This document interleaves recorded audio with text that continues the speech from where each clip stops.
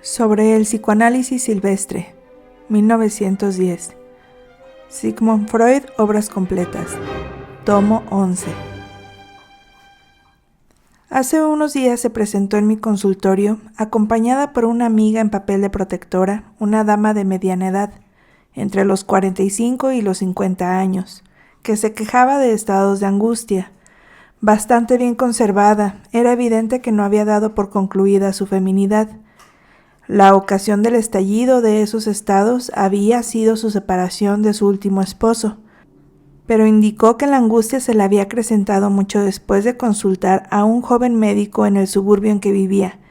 Es que éste le había dicho que la causa de su angustia era su privación sexual, que ella no podía prescindir del comercio con el varón y por eso solo tenía 3 caminos para recuperar la salud: regresar junto a su marido, tomar un amante o satisfacerse sola.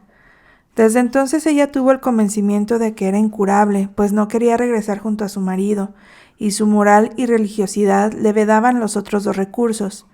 Había acudido a mí porque ese médico le dijo que se trataba de un descubrimiento nuevo que yo había hecho. No hacía falta sino preguntármelo, y yo le corroboraría que era así y no de otro modo. Entonces la amiga, más centrada en años, desmedrada y de apariencia enfermiza, me conjuró para que asegurase a la paciente que el médico estaba en un error.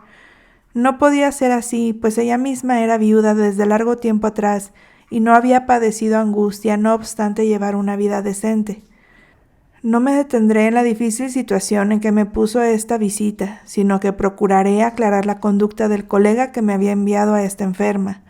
Antes quiero establecer una reserva acaso no superflua, o que yo espero no lo sea. Una experiencia de muchos años me ha enseñado, como podría habérsele enseñado a cualquier otro, a no dar por verdadero sin más todo cuanto los pacientes, en particular los neuróticos, refieren acerca de su médico. En cualquier variedad de tratamiento, el médico de enfermos nerviosos no solo deviene fácilmente el objeto a que apuntan múltiples emociones hostiles del paciente. Muchas veces tiene que resignarse también a asumir por una suerte de proyección la responsabilidad de los secretos deseos reprimidos de los neuróticos. Y luego es un hecho triste, pero característico, que tales inculpaciones en ninguna parte encuentran más credulidad que entre los demás médicos. Tengo derecho, pues, a esperar que la dama que acudió a mi consultorio me haya presentado un informe tendenciosamente desfigurado de las manifestaciones de su médico, y que cometería una injusticia contra éste, a quien no conozco personalmente, si anudara acaso mis puntualizaciones sobre el psicoanálisis silvestre, pero haciéndolo quizás impida a otros inferir daño a sus enfermos.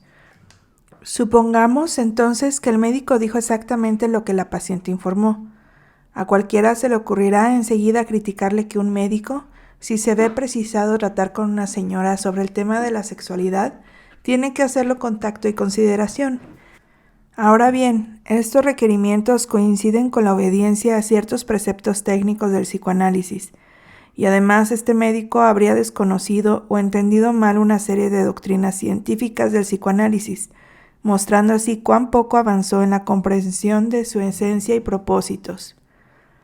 Comencemos por los errores mencionados en segundo término, los científicos. Los consejos de nuestro médico permiten discernir con claridad el sentido que atribuye a la vida sexual. No es otro que el popular, en que por necesidades sexuales se entiende tan solo la necesidad del coito o sus análogos, las acciones que tienen por efecto el orgasmo y el vaciamiento de las sustancias genésicas. Ahora bien, este médico no puede ignorar que suele reprochársele al psicoanálisis extender el concepto de lo sexual mucho más allá de su alcance ordinario. El hecho es correcto. No entraremos a considerar aquí si puede agitárselo como reproche. El concepto de lo sexual comprende en el psicoanálisis mucho más. Rebasa el sentido popular tanto hacia abajo como hacia arriba. Esta ampliación se justifica genéticamente. También imputamos a la vida sexual todo quehacer de sentimientos tiernos que brote de la fuente de las emociones sexuales primitivas, aunque estas últimas experimenten una inhibición de su meta originariamente sexual o la hayan permutado por otra que ya no es sexual. Por eso preferimos hablar de psicosexualidad, destacando así que no omitimos ni subestimamos el factor anímico de la vida sexual. Empleamos la palabra sexualidad en el mismo sentido amplio en que la lengua alemana usa el vocablo lieben, amar. También sabemos desde hace tiempo que una insatisfacción anímica con todas sus consecuencias puede estar presente donde no falta un comercio sexual normal, y como terapeutas siempre tenemos en cuenta que el coito u otros actos sexuales a menudo solo permiten descargar una mínima medida de las aspiraciones sexuales insatisfechas, cuyas satisfacciones sustitutivas nosotros combatimos bajo su forma de síntomas neuróticos. Quien no comparta esta concepción de la psicosexualidad no tiene derecho alguno a invocar los principios doctrinarios del psicoanálisis que tratan de la significatividad etiológica de la sexualidad. Sin duda que ese individuo habrá simplificado mucho el problema mediante su unilateral insistencia en el factor somático dentro de lo sexual, pero tiene que asumir la total responsabilidad por su proceder.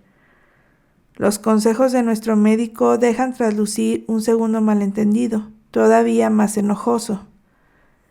Es cierto que según el psicoanálisis, una insatisfacción sexual es la causa de las afecciones neuróticas, pero no dice nada más. Se pretende dejar de lado, por demasiado compleja, su enseñanza de que los síntomas neuróticos brotan de un conflicto entre dos poderes, entre una libido, las más de las veces devenida e hipertrófica, y una desautorización sexual demasiado estricta o represión. Quien no olvide este último factor, al que por cierto no se le adjudicó un rango de segundo orden, no podrá creer que la satisfacción sexual constituye en sí la panacea universal y confiable para los achaques de los neuróticos. En efecto, buena parte de estos hombres no son capaces de obtener la satisfacción en las circunstancias dadas, o en ninguna. Si lo fueran, si no tuvieran sus resistencias interiores, la intensidad de la pulsión les enseñaría el camino para satisfacerla aunque el médico no se los aconsejara. ¿A qué viene entonces un consejo como el que ese médico impartió supuestamente a aquella dama? Aun cuando fuera susceptible de justificación científica, sería incumplible para ella. Si no tuviera ninguna resistencia interior al onanismo o a enredos amorosos, ya habría apelado mucho antes a uno de esos recursos. ¿O cree acaso el médico que una señora que ha pasado los 40 años no sabe que puede tomarse un amante o sobreestima su influjo al punto de creer que sin dictamen médico ella nunca se atrevería a dar ese paso? Todo eso parece muy claro, debe admitirse, empero que cierto factor suele dificultar el veredicto.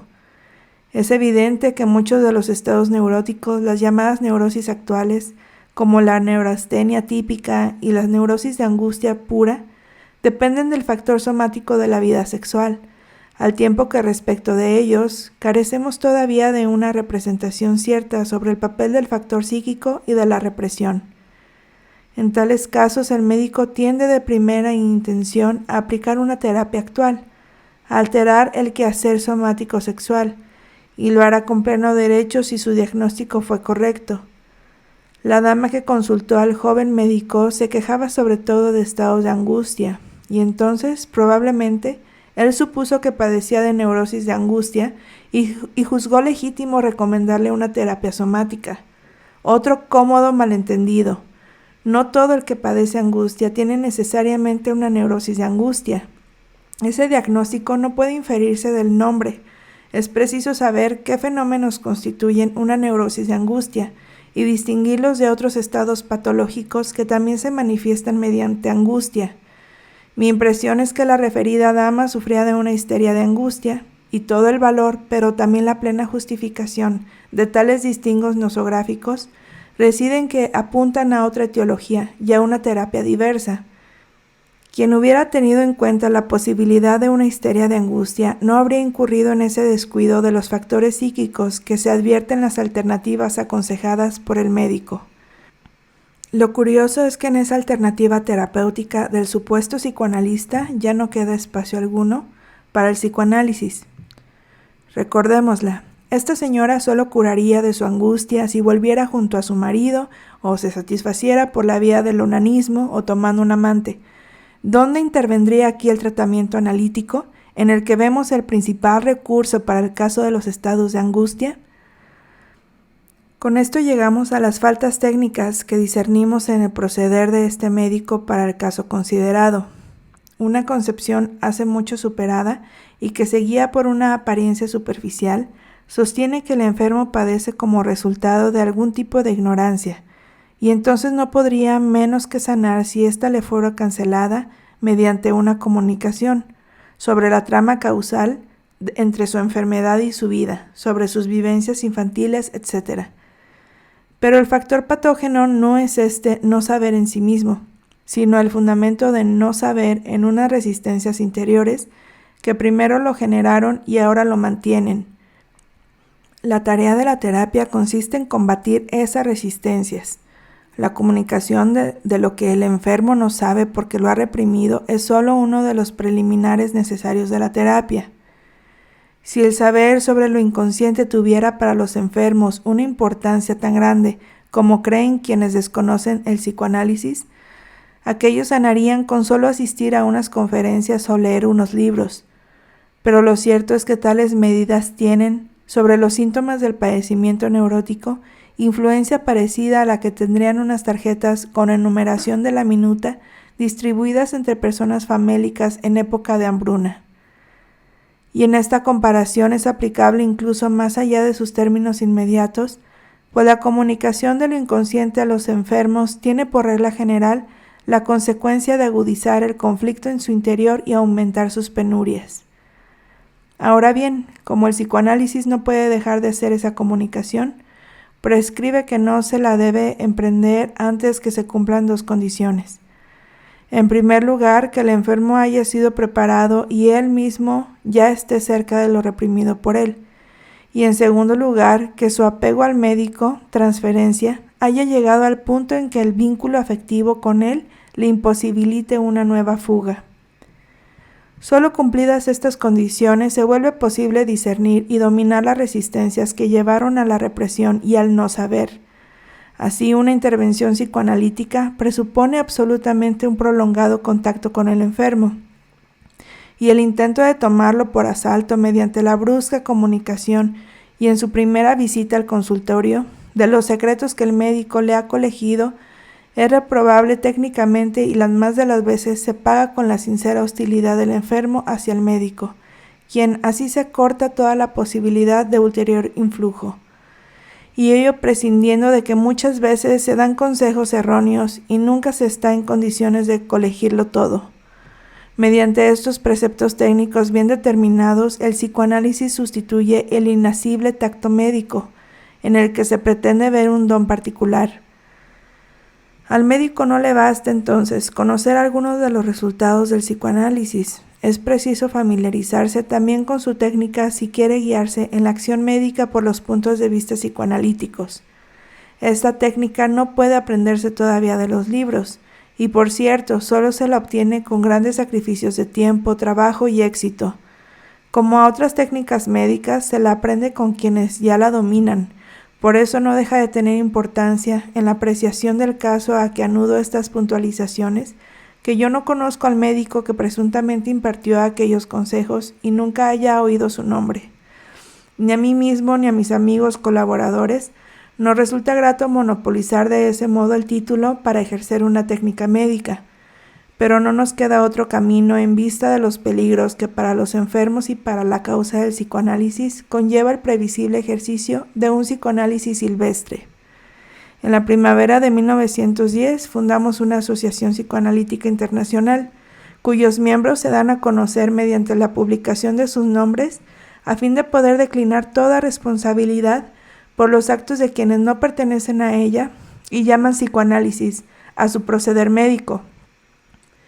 En verdad, tales analistas silvestres dañan más a la causa que a los enfermos mismos. En efecto, a menudo he visto que si uno de estos procederes inhábiles al comienzo provocó al enfermo un empeoramiento de su estado, al final le alcanzó para sanar. No siempre, pero muchas veces es así. Luego de hablar pestes del médico el tiempo suficiente y sabérselo bastante lejos de su influencia, sus síntomas empiezan a ceder o se decide a dar un paso en el camino hacia la curación. Así, la mejoría final se produce por sí misma o es atribuida al tratamiento en grado sumo indiferente de un médico a quien el enfermo acudió después. En el caso de la dama cuya queja contra el médico hemos conocido, diría empero que el psicoanalista silvestre ha hecho por su paciente más que alguna encumbrada autoridad que le hubiera diagnosticado una neurosis vasomotriz. La obligó a dirigir su mirada hacia el fundamento efectivo de su afección o hacia sus proximidades, y a pesar de toda la renuncia de la paciente, esa intervención no dejará de producir consecuencias beneficiosas. Pero él se dañó a sí mismo y contribuyó a reforzar los prejuicios que en los enfermos se elevan a raíz de las comprensibles resistencias afectivas contra la actividad del psicoanalista, y esto puede evitarse.